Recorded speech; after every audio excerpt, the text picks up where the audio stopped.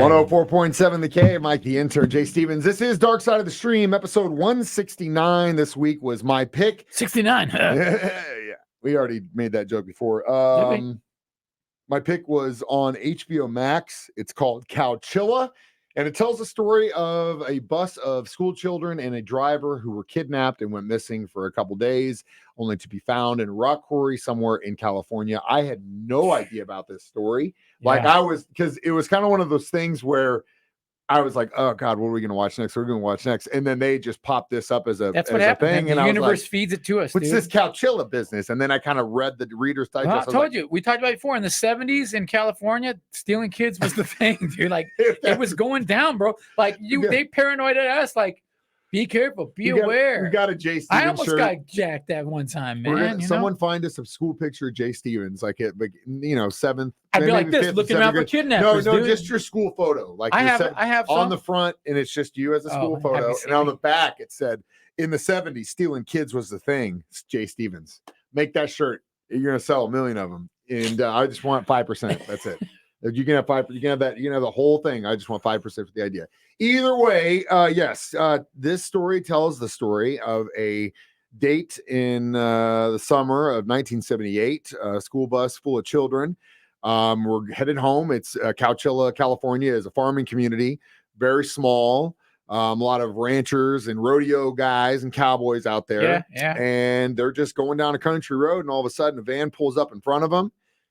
3 masked with pantyhose on their face. Yeah, gunmen jump into the bus, order everyone off, or actually first they drove it to a location. Sold it first. Then they threw them into a bus. Then two separate trucks, two separate vans. And then they took them to an undisclosed location and buried them alive. Essentially, in like an enclosed burial like a cave thing. Yeah, that was inside of a rock quarry where they would find later on. But first out of the gate, this was a long time ago, obviously. And so what this story was actually helpful for was understanding childhood trauma. And what I mean by that is up until this point, if you would go through something like this as a kid, most of the time they didn't know how to deal with it. And they'd be like, well, they're kids. They'll get over it. You'll get over it. You're fine. This was the first time that they could actually have a very traumatic experience a mass case study. Where they, 30 kids, 20 kids, bunch of children. So you got a bunch of different variables. You also have a situation where they survived, so you could follow their progression or degression after the fact, and then kind of go look back and say, okay, how traumatic was this to these children and how did it affect them? I'll be the first to tell you that it affected every single one of these kids and the bus driver negatively. Man. And me and Mike the Intern both hate when kids are messed with. Yeah, that's the one thing that we are advocates for. And that's the thing we both like. Hey, did you see that documentary? Yeah, it's about kids. No, pass. We wasn't thinking because I saw that they were survived. So I was like, okay, it'll be okay. They didn't get assaulted. They didn't get killed. Which was good. So I was like, okay, cool. But what I didn't think of was the emotional and traumatic toll this would take on every single individual. Let's start with the hero of the story, Michael, the 14-year-old kid who had stole beer from his mom. Yeah, cool kid. Screwed her, like almost burned the house down. A cool kid, yeah. So as punishment, he gets told you're gonna have to take the bus home from school this day. So he never really had to take the bus home, but on this specific day, he had to take the bus. The universe put him on that bus, man. Yo, dude, 110%. I agree with you on that. 1,000,000%. The universe put him on that bus. So he wasn't even supposed to ride that bus specifically on that day. He just happened to be making out with some chick who then tells him, hey, you're gonna miss the bus. And he's like, oh my God, you're right. So he runs, he catches the last bus out, and that's why he was on there. Meant to be. So then the kidnapping happens, and we'll talk about how that went down next. Dark Side of the Stream on 104.7 The Cave.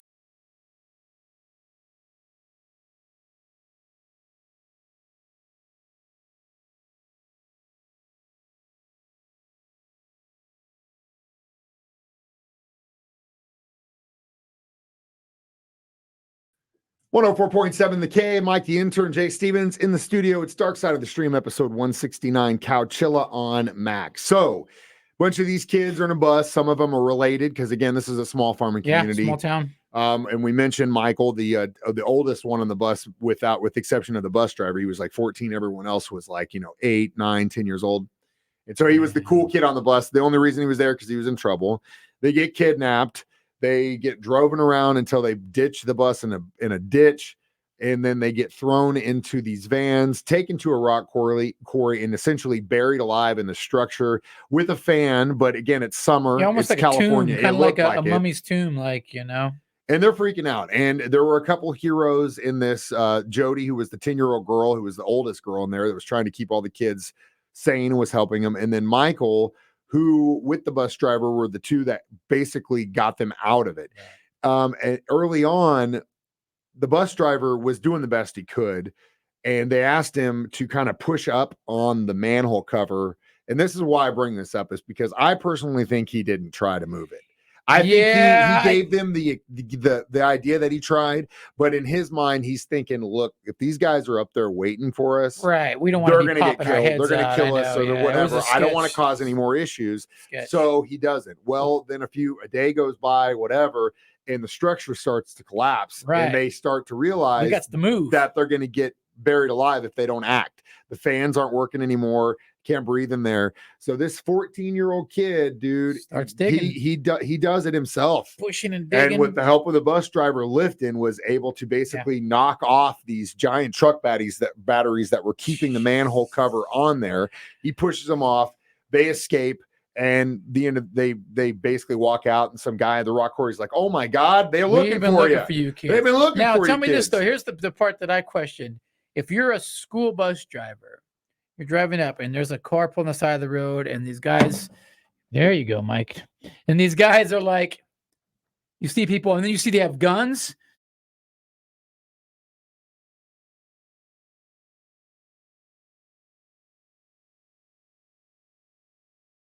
No, don't stop when it's funny don't that you stop say when you're in a that, bus, because man. I had the same thought whenever it wasn't real time. They're doing the reenactment, but yes, when that bus pops in front of them, you stop for a second. You see they have guns. Truck it. But then you've got three guys pointing guns, all cocked right at you. I'm gonna stop.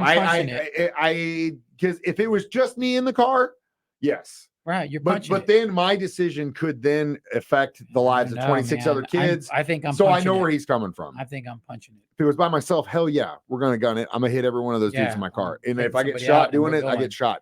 But again, it's kind of like you yell, you start punching, you go, "Kids, lay down on the floor!" And you just punch it, and you punch it. It's kind of like when you're driving. Kids, I'm not saying that I did it. Rocco, what's the guy's name? The bus driver? Otto. Hey, kids. Hold on, kids. Here we go. Get a little bit faster. We're killing fools. So no, it's kind of like the yellow light turning red argument, right? Like if you're going down the street and you see the lights turning yellow, and you're like, "I'm gonna make it." You gun it through the red, right?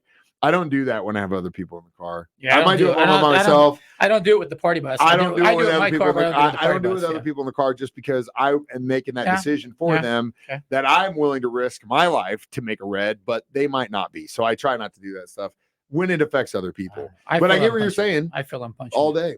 So they get out. And actually, we missed the search, because that was kind of cool with the plane guys. We'll talk about that next. Dark Side of the Stream on 104.7 The K.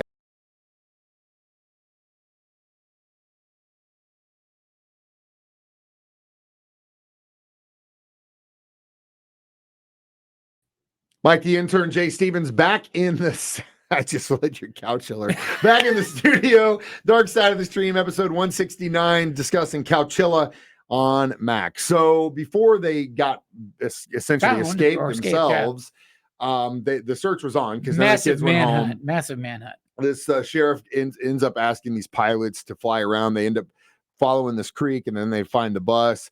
Then they end up finding, I think, one of the vehicles, which then leads them to the buses, which then leads them to the people who are actually. How mysterious would it have been, though, to be? You're like, a bus of kids disappeared. What? Like, well, and that's the thing. And then, when they found the bus, now the kids disappeared. What? That's what the parents were thinking. They were like, what, UFOs? Yeah, get them? Yeah, they were just gone. UFOs. Yeah.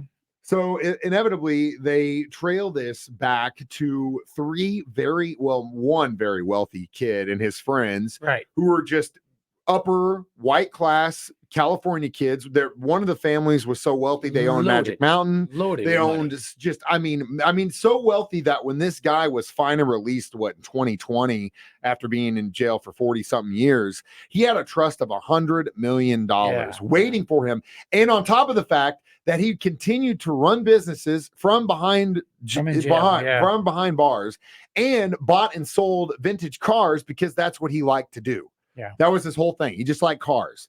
He didn't want to run the business. He just liked buying and selling businesses, and he just liked getting money, even though he didn't need it. Right. He just wanted it. And this was a cockamamie plan because they wanted to make a movie or something. So basically they just like Dirty Harry movies, and they wanted to pull off a caper because they were bored rich kids. See? Yeah, really frustrating. Dude, so crazy. This wasn't a bunch of drug-addled cult kids. This was just a bunch of rich kids that had too much time on their hands. Let's get a rush out of something. And inevitably they would go to prison and they would stay there for a very long time. The two brothers ended up getting out earlier.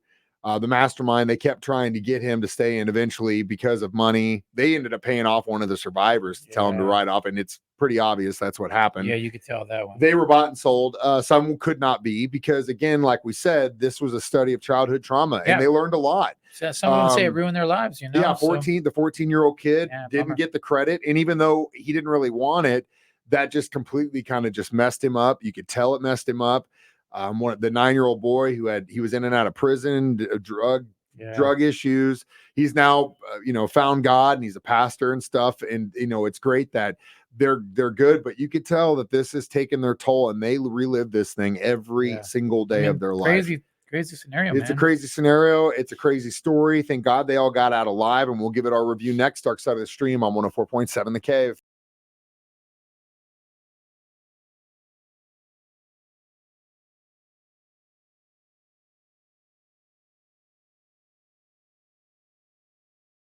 Mike the Intern, Jay Stevens back in the studio, episode 169, Dark Side of the Stream, Cowchilla on Max. So how many flashlight batteries would you give this documentary? I'll give it 3, Solid 3? Yeah, didn't have any crazy twist or anything. It was just a weird story, I thought the crazy twist was really what this guy was able to do after the fact, continuing to run his businesses. Oh, yeah, well, the money he had. That was the thing. It was just like this dude just sat in a cell and just continued to live life. Like it didn't really matter.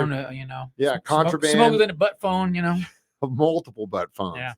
But it can be done. People do it, they run business. Criminal organizations will keep it going from inside prison, It was an argument of is mental harm the same as physical harm, and I agree that it is, especially when you look at these kids and what they went through. How could they think it's not? How could you say that these kids were not affected by what you did to them? Even though, they still don't mess with kids. In my opinion, should still be in prison, especially the ringleader of the whole thing, the kid with the money. He should still be in, but it is what it is.